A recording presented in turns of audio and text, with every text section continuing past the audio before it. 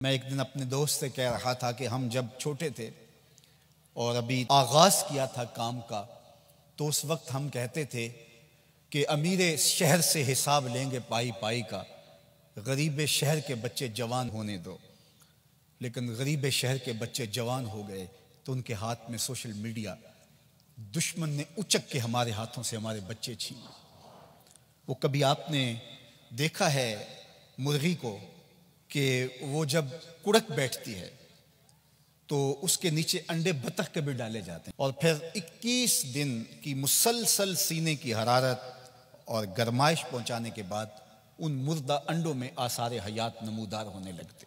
بطخ کے بچے جب انڈوں سے نکلتے اور مرغی ان کو لے کر کے جاتی ہے باہر گھومنے کے لیے تو آگے جوہر ہوتا ہے، چھپڑ ہوتا ہے، اور سارے بچے چھلانگ لگا کے جوہر میں چلے جاتے ہیں اور مرغی وہاں کھڑی ہو کے کڑ کڑ کر کے اپنے درد کا اظہار کر رہی ہوتی ہے کہ ان کو سینچا میں، ان کو پالا میں نے 21 دن کی ساری خواہشات کو ترک کر کے ان کو اپنے سینے کی توجہ دی اور یہ چھپڑ میں جا بڑھے۔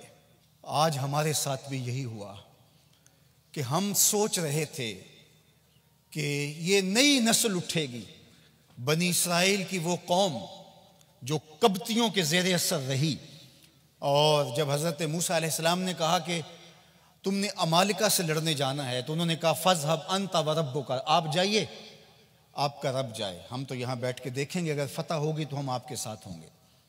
لیکن جب مقام طی میں ان کو قید کر دیا گیا تو پھر آزادی سے پیدا ہونے والے نئے بچے جو وہاں پیدا ہوئے اور جوان ہوئے، انہوں نے پھر عمالقہ سے لڑائی کی۔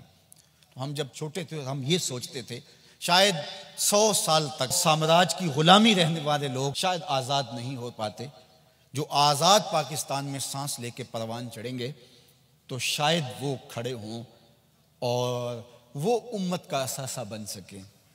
لیکن مرغیاں پھر دیکھتی رہ گئیں اور یہ بچے چھپڑ میں چلے گئے۔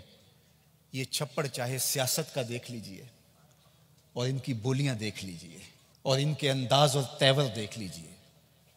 ہماری اسمبلیاں مچھلی منڈی ہیں اور ہمارے جو نمائندے ہیں وہ قابل فروخت مال ہے۔ قوموں کا اثاثہ یہی ہوتا ہے، قوموں کا سرمایہ یہی ہوتا ہے۔ منبر و محراب کی بات ہوئی، خانقاہوں کی بات ہوئی، یہ درد چھیڑے تو پمبا کجا کجا نہم کہ ہما داغ داغ است۔ کسی نے کہا تھا کہاں کہاں روئی رکھوں، جگہ جگہ سے تو خون رستا ہے، جاؤں تو کدھر جاؤں، درد تو رس رہا ہے، خون تو رس رہا ہے۔ تو حیا کا جوہر لٹ گیا، دور موجود کے فتنوں نے ہماری نسل کو اچک لیا ہے۔ وہ غنیمت ہے لوگ جو اپنی نسل کو بچا سکے، اور میں آپ سے یہی کہتا ہوں کہ ہم نے آنے والی نسل کو بچانا ہے، ہم نے ہمت نہیں چھوڑنی، ہم نے آنے والی نسل کے لیے محنت کرنی ہے۔ والدین کو ذمہ لینا پڑے گا کہ ہم اپنی اولاد کی صحیح تربیت کریں۔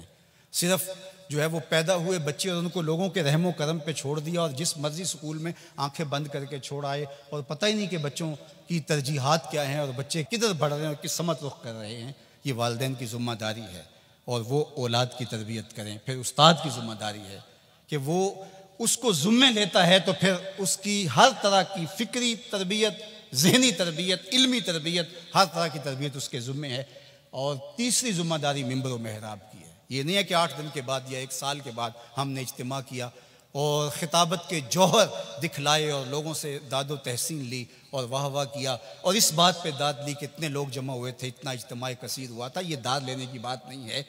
ہم نے یہ دیکھنا ہے کہ ہم نے بات کہی کیا اور کیا وہ لوگوں کی جو ہے وہ معروضی ضروریات کو پورا کرتی ہے اور لوگوں کی مستقل ضروریات کا مداوع اس میں ہے یا نہیں ہے۔